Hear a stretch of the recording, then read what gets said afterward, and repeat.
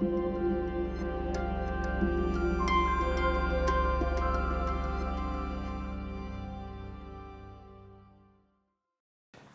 so in physics, there's this idea that reality is like two different things happening at the same time. On the one hand, it's a world of particles and objects and events, basically the everyday phenomenal world that we live in. But at the quantum level, of course, it behaves more like a wave function, a field of possibilities or overlapping potential realities, or what any Marvel fan knows as the multiverse. Now, Dr. Strange might have his own definition, but for our purposes, a multiverse is a good way to think about the nature of interactive story design. Because in a branching narrative game, we use logic and structure to create a sort of multiversal story tree that defines all the many possible paths through a narrative. But the story can only ever be experienced along a single path at a time. And it's these individual story branches where we give meaning, emotion, and value to the audience and to the players.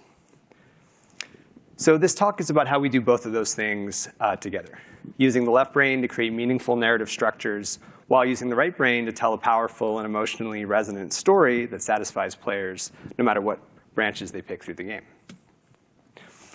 And I'm going to do that in the context of 6 principles that we followed when we were making As Dusk Falls, along with examples of how they show up in the game. 6 principles for growing a tree in the multiverse. OK? So before we dive in, I'm just going to tell you a little bit about me and about the studio. I'm Brad Kane. I got started in the late 90s as a journalist covering what were then called story games. I've worked as a producer at Pixar Animation Studios, as a screenwriter, designer, and narrative director on a bunch of different games, including some of the former Telltale, a few AAA titles, some live-action projects at Netflix. And I spent over 4 years creating As Dusk Falls, along with the talented team at Interior Night in London. The company, for those who don't know, was founded in 2017 by CEO and creative director Caroline Marchal as an independent studio dedicated to making cinematic narrative games. And our first game, As Dusk Falls, is a 6-chapter original interactive drama about 2 families from different backgrounds whose paths cross at a motel in Arizona in 1998, and the events leading up to and in the aftermath of that one fateful night. Now, it's specifically a branching multi-protagonist story where player choice and player action determine how the narrative unfolds. It's what some people would call a choose-your-own-adventure game, where players can't see everything in 1 or even 3 or 5 playthroughs because there's just a lot of different paths to take through the story. Here's our launch trailer, just to give you a sense of the tone and the look of the game. The thing about shadows, you can't escape them. You just learn to keep them behind you and look toward the light.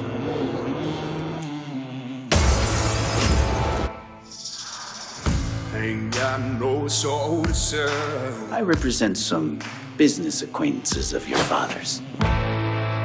Whoa. Cold black like the bottom of a well. You help me take care of my family, I'll help you take care of yours. You swear it won't happen again? I just want to know that we can make it through this. And I can hear him knocking. On the ground, now! You're making a huge mistake! Daddy, don't go! I won't beg God. Dad, run! I'm just flesh and bone. All you had to do was keep your mouth shut! I'm just flesh and bone. What are you doing? Improvising. I'm just flesh and bone. I'm not just gonna abandon you.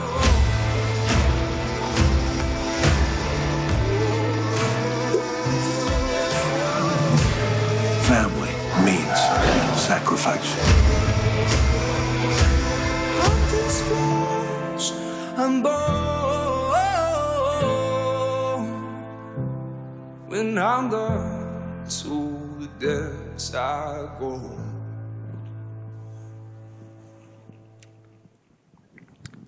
All right, so we developed. Oh, yes.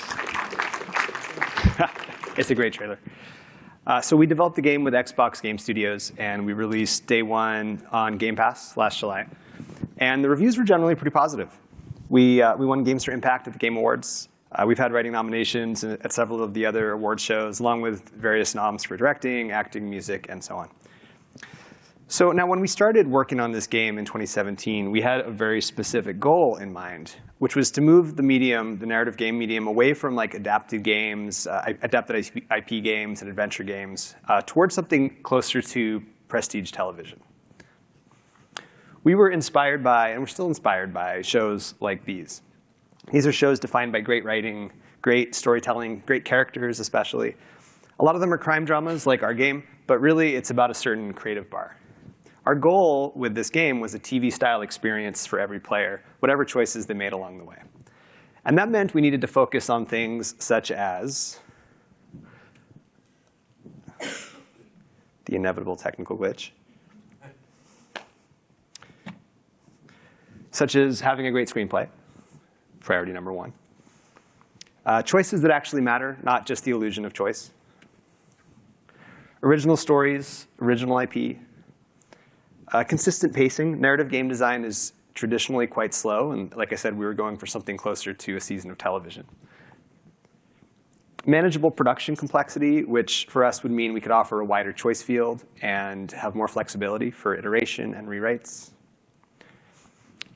An experience where all playthrough paths are valid and good, which is really important to us, and I'll talk more about soon. And we also have a major multiplayer component in the game that I'll touch back on toward the end of the talk. So why does any of this matter? Hey. Well, at Interior Night, we believe that branching storytelling is not a gimmick, but it's actually a medium. And that when we create these games in a deep and approachable way, they can have mass appeal for gamers and especially for non-gamers. Because people everywhere love good stories. They love games. People really like experiencing these things together socially. And they really enjoy learning about themselves and each other in the process, which is something that we offer through our games. So that was our starting point. Let's dive now into the creative process that led to the game we shipped last summer. And I just want to give you guys a spoiler warning. I'm going to be giving out a lot of them. So if you haven't played the game and you're like really excited to experience the story firsthand, you can leave now and I won't be offended. There goes Caroline, creative director. All right, so like I said, there's these 6 principles. And the first is what I like to call know McKee, break McKee.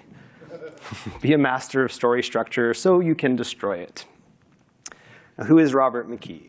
For those who don't know, McKee is probably the best known teacher of story structure, specifically cinematic story structure, meaning for movies and TV. People tend to either love him or hate him. He's very polarizing.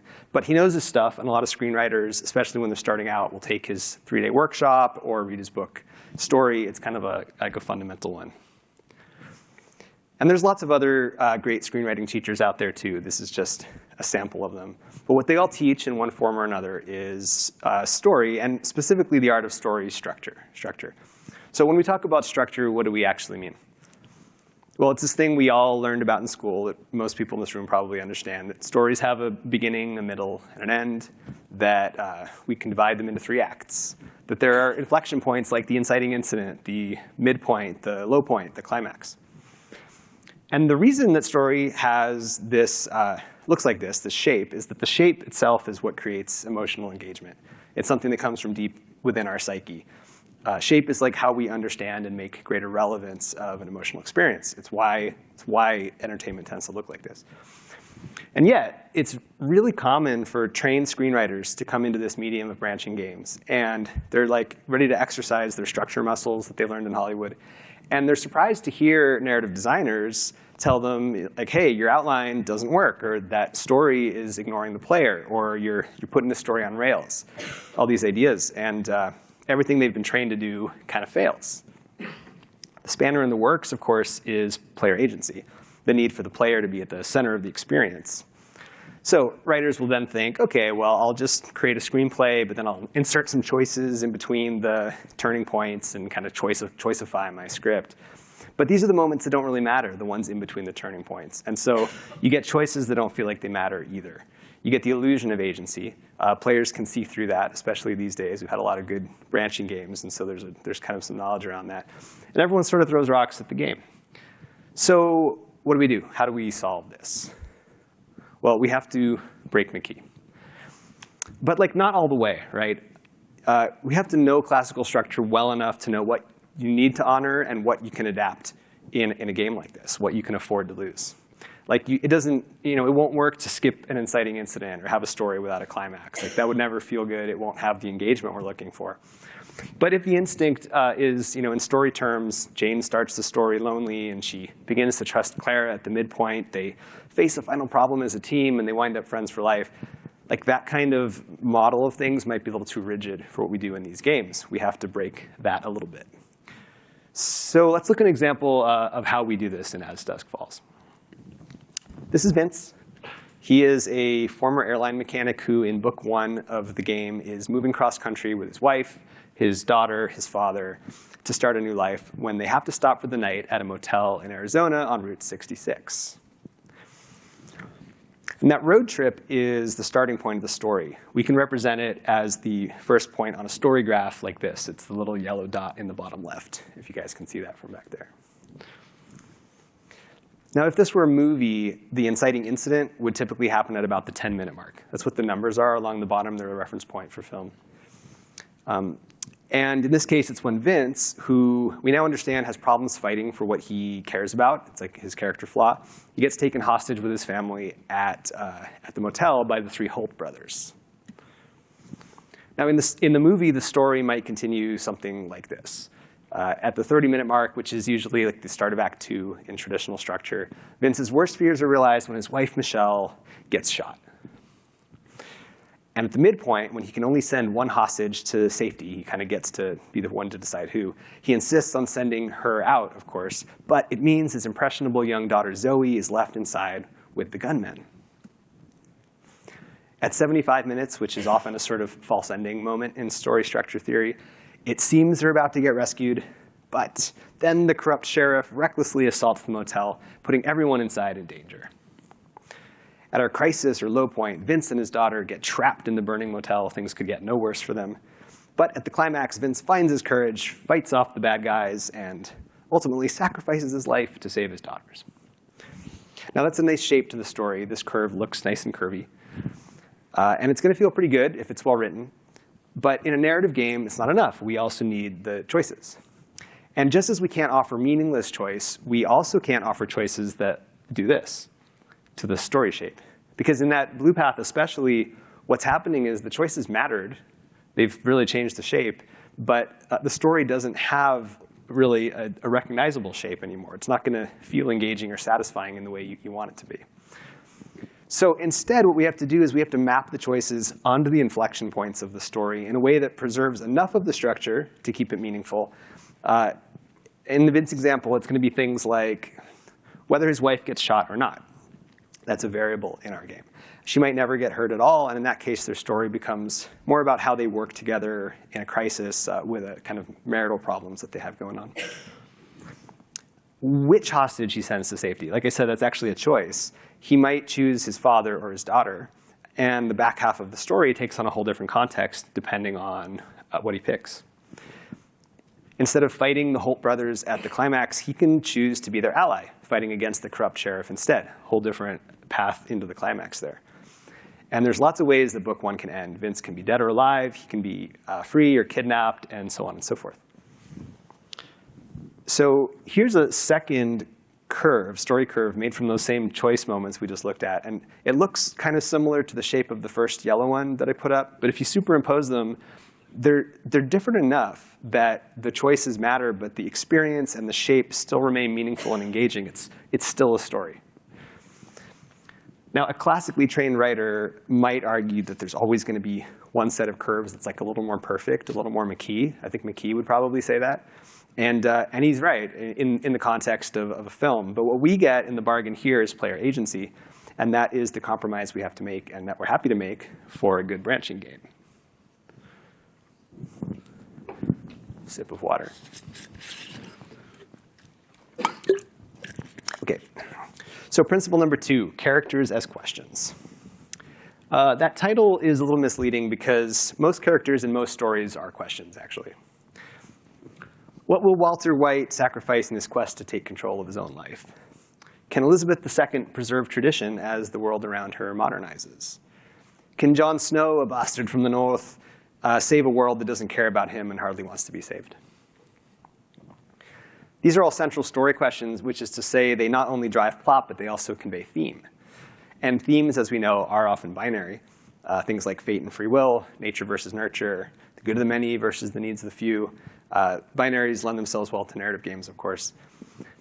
And in most movies and shows, the exploration of theme is closely tied to how characters arc. So this is a character arc example, rags to riches. We're all familiar with character arcs, I assume. Usually a character starts with one value. In this case, it would be rags, and ends up somewhere different, riches. But that could be anything, selfish to selfless or shy to confident. The key is that they're diametric. They form two poles. They're not always like super diametric, but there's a change implied in the character arc. Now, in a branching drama, we have character arcs also. But we tend to need to start our characters not at the initial point of a journey, like with the whole arc ahead of them, because agency. So instead, it's more like in the middle there, beginning in the center of the curve. So the story can kind of go either way, rags or riches. And therefore, so can the meaning. In this example, maybe it means the protagonist starts out with a low-level corporate employee job, boring but stable salary. And the question is, will she make millions or will she lose everything over the course of whatever that story is? And here's the key.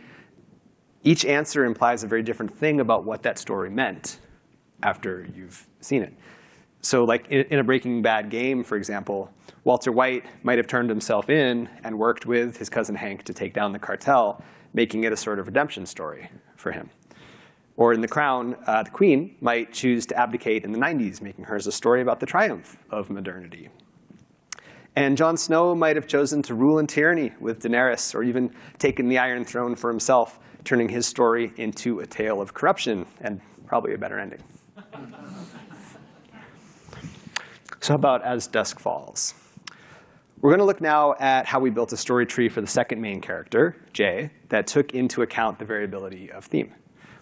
Now Jay, for those who haven't played and didn't want to leave after the spoiler warning, is the youngest of three brothers who try to solve their family's debt problem by robbing the corrupt sheriff of Turok.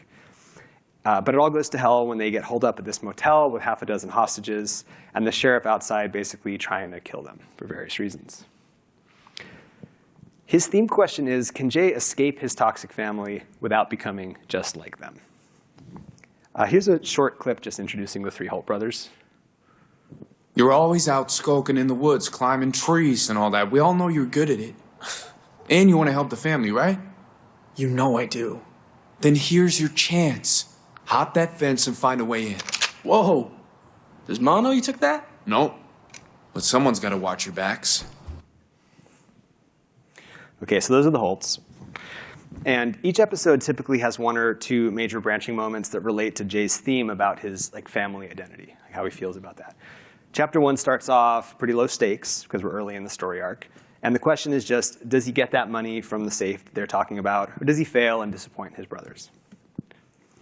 In Chapter 2, he's not actually playable in this one, but his story is still evolving, and the stakes are still rising for him.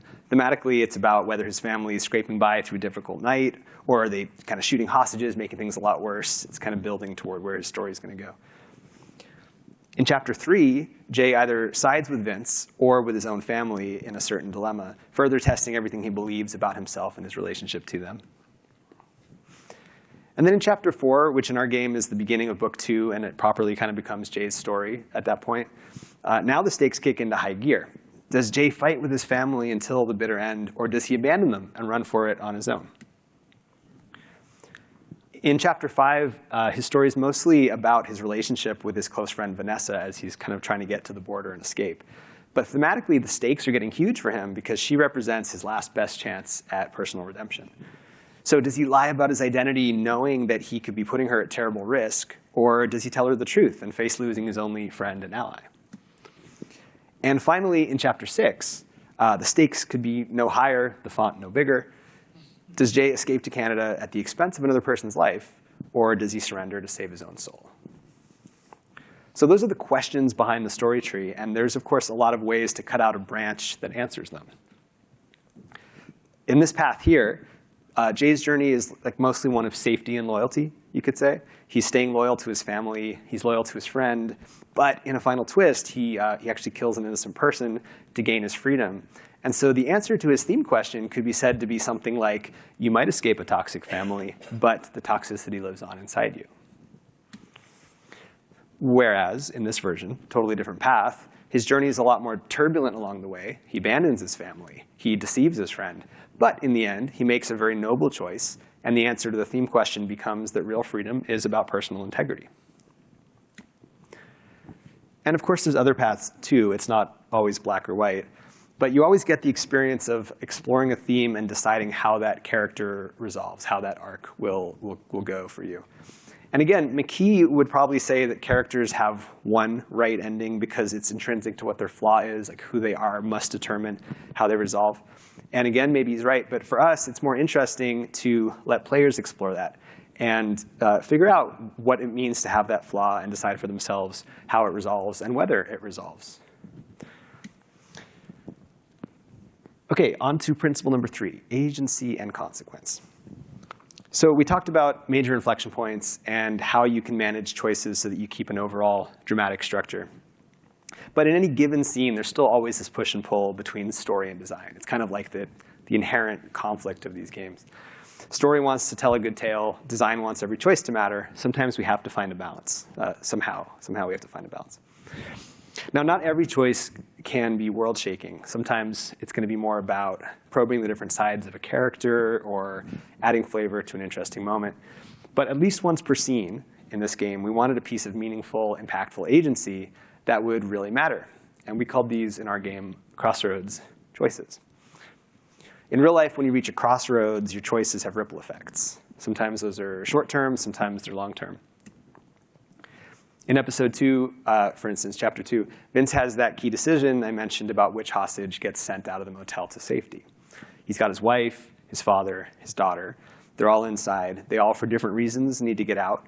And depending on previous choices, the game presents the 2 best options for who that could be. It's a binary, kind of determined by other things that have come before it.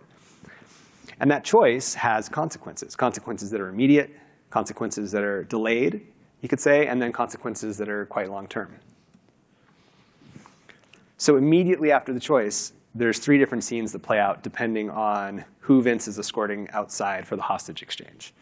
For instance, if it's his wife, then the act of saying farewell forces them to kind of face this issue they've had in their marriage. And they either kind of decide they're going to work on it and try to heal it, or that they're going to dissolve it and that this is probably a kind of goodbye for them. Then there's delayed consequences, consequences where the ripple effects are felt in later scenes or even into the next episode, say. So if Michelle was shot and not rescued in that scene, she actually, spoiler, dies at the beginning of the next episode. Whether that's a painful death or a peaceful death is still variable depending on agency on the player's part. And if Zoe also wasn't rescued, meaning if Jim was the one who was sent out, then Zoe witnesses that, and it's hugely traumatizing for her. And then in our game, there's actually these kind of longer-term consequences. For example, 14 years later, because our story kind of spans quite a long period of time, Michelle, if she lived, can be married or divorced. And Zoe, who is now 20, she has either lost Vince, or she's lost Michelle, or she's lost both of them, or she's lost neither of them. A lot of different states for her. And Jim, too, the father, he has his own set of immediate, delayed, and long-term consequences. So it all kind of like ripples out, and all of it, in this case, links back to that one choice from chapter 2. Now, the key to all this is that even as you accrue different levels of consequence, you still want to keep things interesting by layering on new crossroad choices, even as your consequences build up. This is Vanessa. She's that friend that Jay makes during his escape to the border. And a lot of how his story plays out toward the end depends on how his crossroad choices kind of intersect with her fate. This is not the most exciting visual aid you'll ever see, but it's super useful. We do a lot of these. It's like a 2x2 story matrix. It shows how 2 earlier sets of choices combine into a later scene. So along the top, it's this moment at the end of chapter 5 where Vanessa either stays with Jay for the duration of his story, or she's going to go her own way on player choice. And down the left-hand column there, it's a moment from the start of the next episode when Jay either bluffs his way past a police roadblock, or he kind of fails to bluff and he ends up being essentially chased by the cops on his journey north toward the border, toward Glacier National Park, in fact. And the one there with the blue, this one is subdivided again by another slightly like minor variable. So there's really 5 states going into the final act of his story in that episode, which is cool. It's cool to have 5 states, but that's still all consequence. We still need to have agency. So each of those 5 branches has its own crossroad choice in the game, which further subdivides into a total of 10 outcomes, which is the light blue boxes there. So even though not every choice can matter, you have to have a choice. You just can't make a game where every choice matters. It's not going to probably be affordable, and you run into problems. But even though that's the case, if you keep on introducing important choices into your consequences that you're building up, you get a sort of layering effect where the choices constantly feel like they matter, and players feel ownership over the story, which is really the goal. All right, principle number 4, A story and B story. So we wanted from the beginning with this game to do something a little different with points of view and nonlinear storytelling. Almost all TV shows and films use some kind of AB or ABC structure, with usually like one main story intercut with one or more side stories. For instance, in Better Call Saul, it's definitely Jimmy McGill as the main character, but almost every episode we spend a good chunk with Mike and his dealings with the cartel. It's the structure of that show. House of the Dragon uses an ensemble. The Wire cut back and forth between the cops and the criminals. And I put Lost up here, even though it's old, because their AB structure was usually the same character at different points in time, kind of jumping back and forward, and which is kind of close to what we did in this game. Our idea was that every episode would have an A story and a B story, where the B story takes place at some point in the past and affects the future as seen in the A story. Now, sometimes that B story would be an hour in the past, sometimes a few days, sometimes months, and in that one episode, it's 14 years. What's cool about that is it's much more epic and responsive, and you get a real sense of scope out of the story. The challenge is the logic. Because we see parts of the future before we get to parts of the past. So we can't, for instance, conditionally kill a character that we know is going to turn up later. We have to know what we can affect and when we can affect it. So let's look at how a story tree can shape up, factoring in everything we've talked about so far, including this time dynamic. So OK, chapter 6 starts in 2012, in the future, as it were, with Zoe, who was a kid at the motel, and now she's a 20-year-old woman. And we know she's tormented by her past. We set that up in the episode. And she's paranoid about a mysterious something that we don't yet understand in the present day. She's got some problem. And like we said earlier, she has multiple substates depending on things that happened earlier, whether her parents are alive or dead, and so on. But essentially, she's a young woman dealing with years of buried trauma. So we tell a bit of that story, and then we cut back to 1998, and now we're with Jay again. And it's late in his story. He's on the run. He's trying to get to Canada. It's that scene from the blue story matrix. And this is basically just a visual version of that without the 5th case. 2x2 matrix. He's got those 2 main variables in play. He's either pursued by the cops or not, and he's either with Vanessa or he's alone. Now, cutting back to 2012 again, at the end of a subplot between Zoe and her grandfather, we discover that Zoe has been receiving letters from Jay, and she's been hiding them in a box up on a shelf. And we see the letter, and the letter is worded in such a way that we know Jay must survive his story to be able to send it, but not whether he'll escape or get caught. We can't reveal that yet because the player hasn't determined it yet. So back in '98, we have the climactic scene of Jay approaching the Canadian border over the mountains. And again, that part of the scene is really modular. There were 4 ways up the mountain.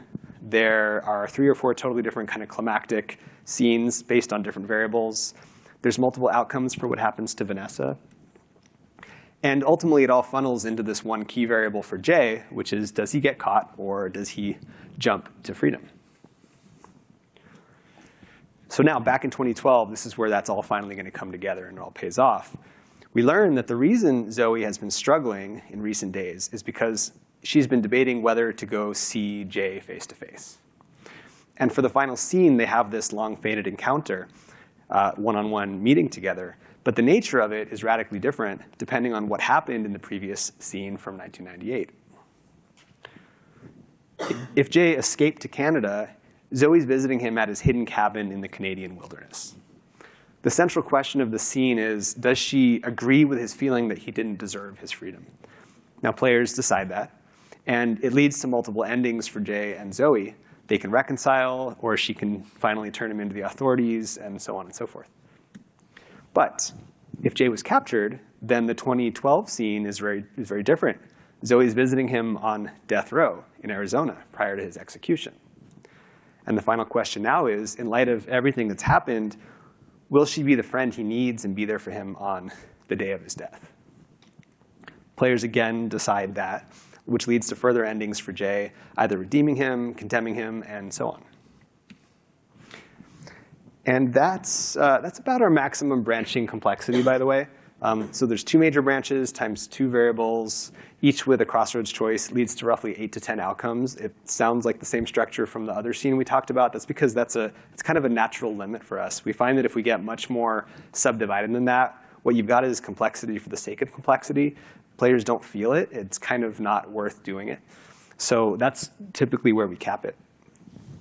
And part of why that's true is because of principle number 5, which is no game overs or bad branches. That any branch we make, any story we tell, we're committed to making it feel like that's the best branch you could have gotten. Again, this is like a prestige TV experience. You want all playthroughs to feel like a great piece of content. Now, not all games take that approach. In like The Walking Dead, the zombies can get you, you die, and that makes sense for that IP, right?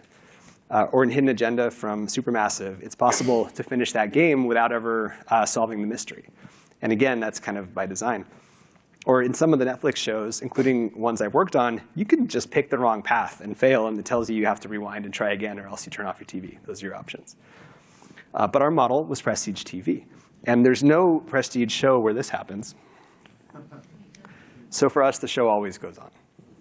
If you fail a QTE or you make a terrible choice, there will be a consequence. But that consequence doesn't affect the format of your experience. It just changes the story. So early in the game, we're more forgiving about what that means. The most damage you can do in episode 1, for instance, is you get a sheriff's deputy killed when he swings by for a soda. Make it sound like that's not a big deal, but poor guy, right? But once we get to episode 2, choices start leaving a more permanent mark on the game. And from there forward, major characters can die in almost every episode. And when that happens, the story has to adapt. Partly we do that with an ensemble cast, like I talked about, like allowing the POV character to swap over. Partly it's just how we structure the episode when we allow consequences to happen. But it's not trickery. We don't write a dead character out of the story. The fact of their death becomes a defining theme for the survivors and the people who love them, and that story just kind of adapts from there. Now, not every major event is life or death either, by the way, especially in a game like this. Again, maybe in The Walking Dead. But at a couple points in the middle of the game, it's possible for Jay to get arrested. And his journey doesn't end there. That wouldn't have felt good. It would just feel like a bad branch. And we also didn't want to tell a story from inside the prison system for 3 episodes. We could have, but it wasn't the story we wanted to tell. So we needed a way to adapt the story to be responsive to what happens without tying our hands creatively. And we knew Jay would have to escape custody, so we didn't focus the agency on that. It's not about what clever way do you get out of the office, because ultimately it wouldn't have mattered. He always escapes. So instead, it's about what happens during that arrest. And there's this conditional scene that plays out where he's being interrogated by an FBI agent pretending to be on his side, played by the wonderful Brian Bovell. And whether players figure out that he's kind of playing him when he's not on their side determines whether Jay sort of confesses on tape. Let's watch it. My son's a linebacker. Got himself a full ride to ASU. Do you like football? Not really. Well, he does. He's out there pursuing his dreams. That's what I want for you too, son. But here's the problem. Forensics has you at the sheriff's house. Witnesses have you at the motel. To get a deal, a way out, you need to give up something the DA doesn't already know. And there's only one thing big enough, and that's who made you do what you did that night. See, we had a lot of bodies inside that motel. 4 police officers dead at the scene. Another 2 on life support. And you weren't just a witness. You were part of it. So tell me, who put you up to it?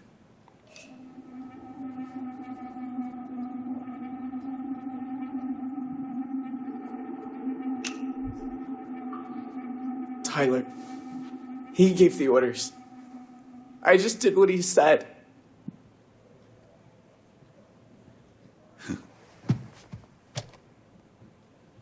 Make a note. Suspect has confessed to multiple murders at the Desert Dream Motel.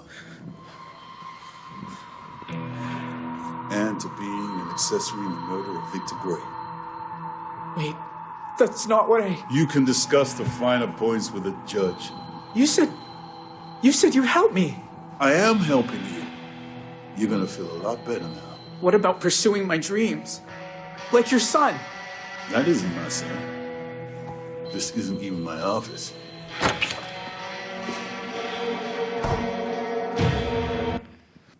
Yeah. So Jay's always going to escape this room, but that confession variable gets stored. And much later, if he's on death row and if he didn't confess in this scene, he can't actually get a reprieve. So it's a small touch. It's just an example of how even a failure, in this case the failure of getting arrested in a different scene, can be used to tailor the narrative. OK, so I started the talk on the idea of trees and branches and left brains and right brains. And a lot of what we've covered so far has been the left brain, really, the design. But the moment-to-moment quality of any story comes down to the writing, which means as a writer, you have to know how to take all these branching principles and just sort of completely forget them and flatten yourself down into a single branch as you write. So in terms of our writing process, we used all the same tools that a writing team in television would use.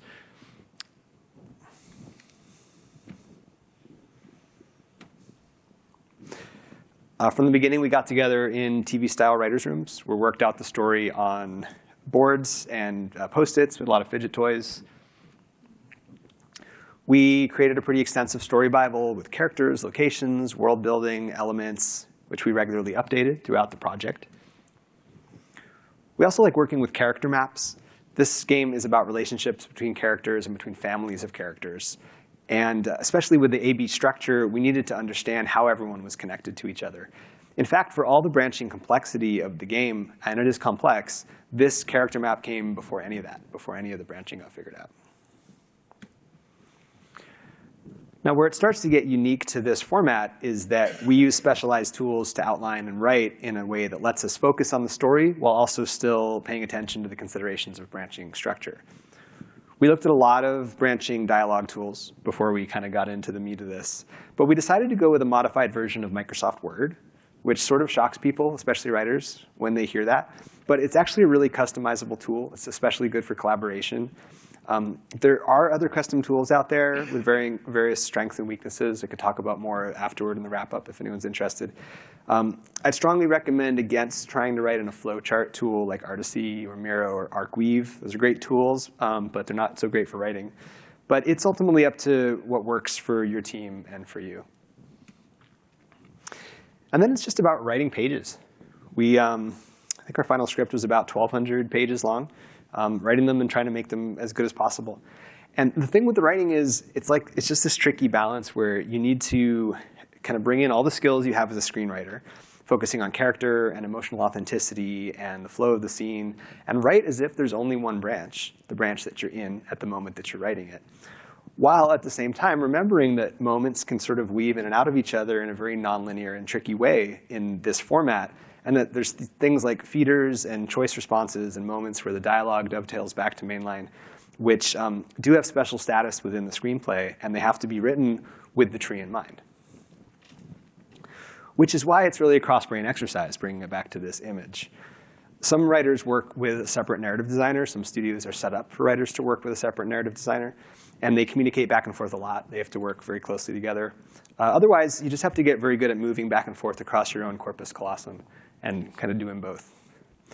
But in either case, this is where I'd say the two sides of the process really collide. It's all about this weirdly Zen idea of having to remember the tree and forget the tree at the same time. And then even when we think we're done, we're definitely not done. We went through multiple rounds of UR feedback on this game. And sometimes they radically changed the story, too. For a long time, Vanessa always came with Jay at the end of into Chapter 6 in one of 3 different emotional states. But we got feedback that some people wanted to leave her behind in Chapter 5 for her own sake. So we got into the truth of that. Like, it was a good note. And we came up with a pretty last-minute storyline for what happens if Jay is approaching the border by himself and without the cops on his tail. Because prior to that, that was the source of the drama. So we had to kind of figure out something else. Which is how we ended up at this character of the park ranger that Jay meets, who's like sort of like a much older version of himself, like a reflection of who he could become if he goes the right way in his journey. I'll just play you one last snippet here so we can see it. You know, I've seen a lot of crazy things up here. Forest fires, avalanches. But I always wondered, is it really necessary that we carry these? But we are Border Patrol. In the rare event some criminal makes a run for it, we need to be prepared.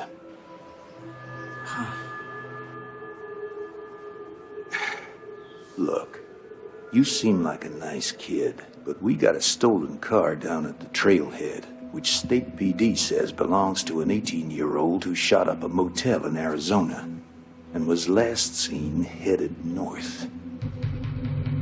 Now, you got no water bottle, no headlamp, and I sure didn't see a campsite further down the trail.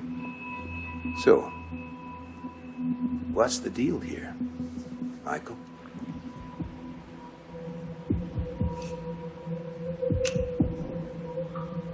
Please, let me keep hiking. Oh, son, I can't do that. I've got a responsibility. Can't you just help me? Look, it's no kind of life running from the law. You'll be living with that shadow over you forever. Let me take you down the hill. I've never once fired this thing, and I sure don't want to start now.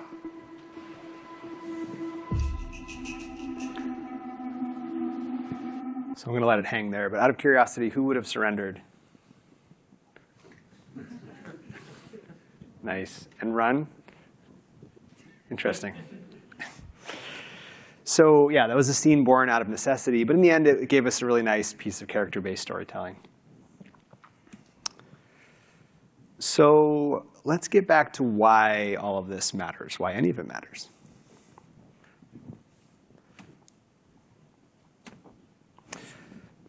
So branching narrative games, they let us tell these like fractalized, multiversal stories that are both emotionally deep and approachable, where players have a major role in shaping the journey.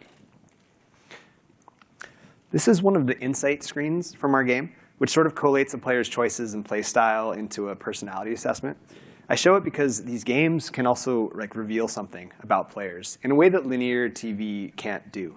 They're a kind of mirror. They show us what we value and how we respond under pressure and how we differ from other people in that regard.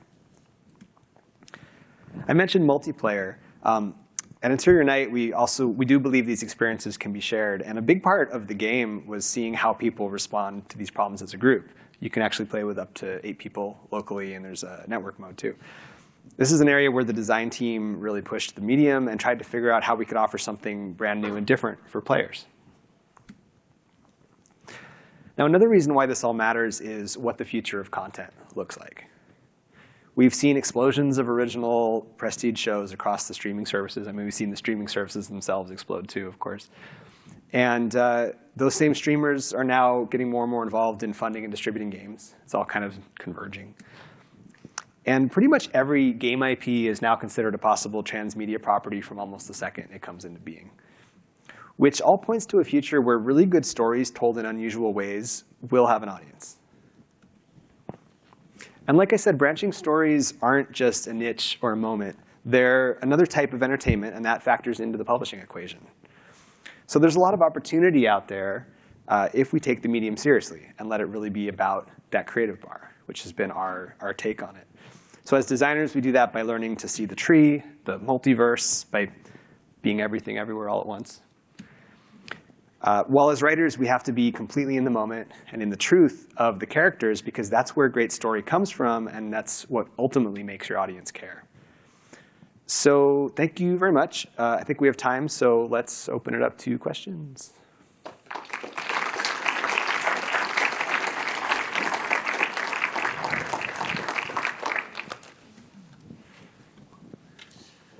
Hey, I have like a million questions, but I'll try to just pick one. On a practical level, when you have so many different states and so many different scenes, how do you keep the entire team engaged with this multiverse? Whereas like the writer can have the multiverse living in their head, but the rest of the team, they're building individual scenes. So like, how do you make sure that everyone is aimed at the right vision for a given scene amongst, 14 other options? Yeah, so I'm going to repeat the questions for the camera. The question is, how do you kind of keep the whole team kind of in the vision of the branching game? Because it's quite complex. And it's true that as writers, we have more of that in our head, like as designers. I'd say that for us, a big part of that is that we have a pretty small team.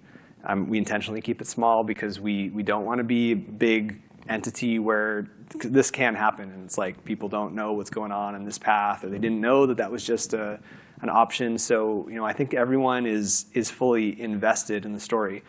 We work in Word, but then we also use Artisy. So there's a visual representation of the game for design and production teams, and we also do things like table reads. We continually work with the team on it. So the short answer, I think, is that we do it by doing it. Like it has to happen. Everyone needs to be in the loop, and if someone doesn't know what's going on, they're going to get on Slack and ask a question or talk to their director or something, and kind of make sure they have that knowledge. Great talk. Thank you. Thank you. Hello. Thank you for an amazing talk. I'm super interested because you mentioned that you wouldn't recommend using Artisy as a tool for writing, right? And we actually did that on a game called Game Deck, which also involved a lot of branching narrative. And we also weren't happy with it. So I would be super interested to learn a little bit more about your writing pipeline, because you mentioned that you approach writing as a normal screenplay writing, right? So how does that pipeline of writing and then using Artisy work at your company? Yeah, it's tricky. I mean, it's first worth saying that we developed our format having previously worked in proprietary branching tools. Like we all came from different companies that did this type of thing. So there was already some internal knowledge on like what we would need to do in a Microsoft Word format. Like it could be very complicated otherwise. So we figured out how to organize it in Word, and then it's definitely a pain point for us getting into Artisy, and especially with revision and iteration, because those tools don't speak that well together. If we make a change, there needs to be this kind of manual update process, and it's something we've been looking at in the studio and how to improve. But the bottom line for us is on the creative side, on that like being in a branch, in the only branch that matters in the moment.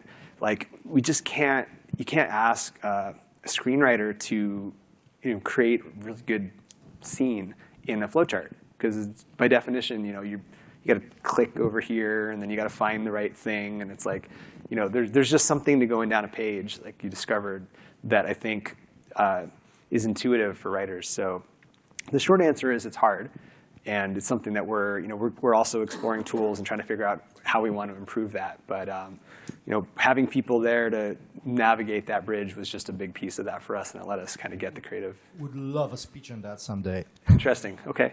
Note taken. Hello.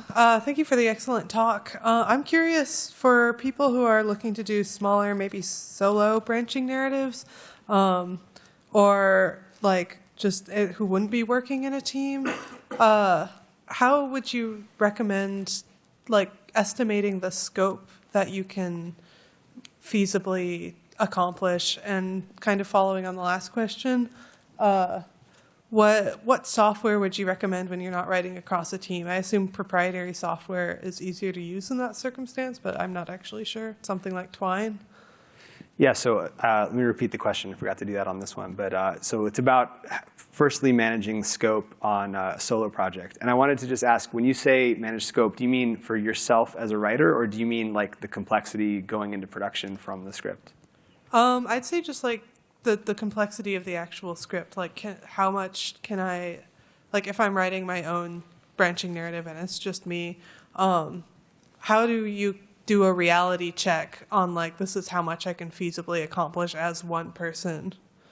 Yeah, I mean, so on the writing side, that's going to come down to how, I don't know, how prolific you are, I guess. You know, I mean, be ambitious, I think, is a good maxim, and then also know, you know, it's like one of those, like, how do you know? You kind of don't know until you try it.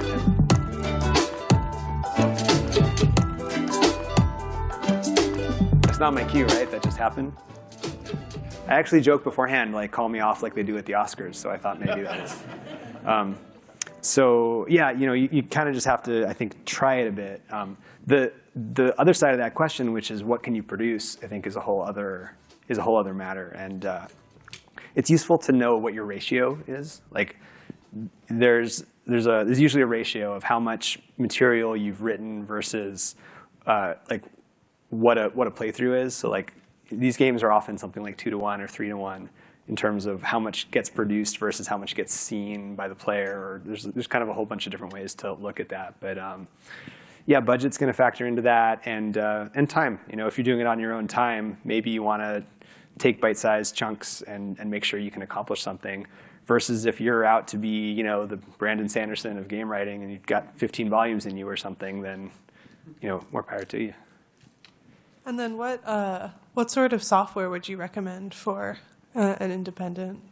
Yeah, software for independent. You know, I'm probably not the best person to answer that. I know people use Twine, you know, but are you talking cinematic or like interactive fiction? Because it's interactive fiction. Yeah, I mean, I think Twine's what they use, but there's probably other people who know that better because we're very specifically focused on cinematic.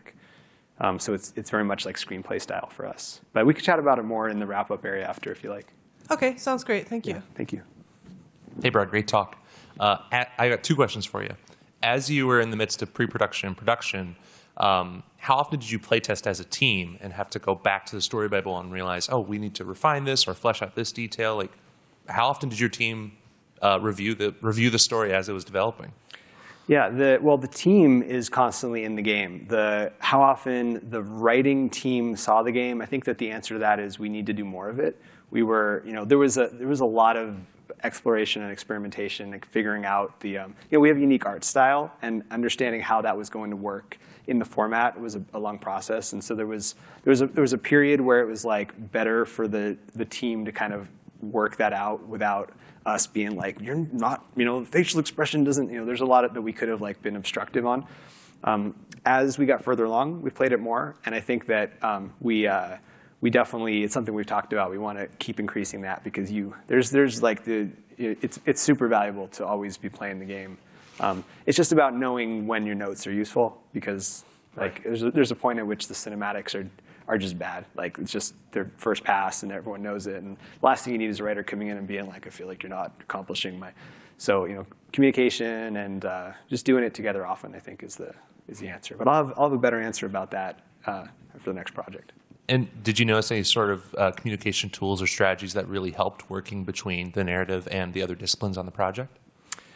I mean, the question is communication strategies between disciplines, and like nothing in particular, just communicate. Again, we're a small team, so we're very, you know, we don't have a lot of like rules around who can talk to who, so we just reach out. And especially because a lot of this happened during the pandemic, we just got good at, you know, just shooting a message to each other, jumping on a call.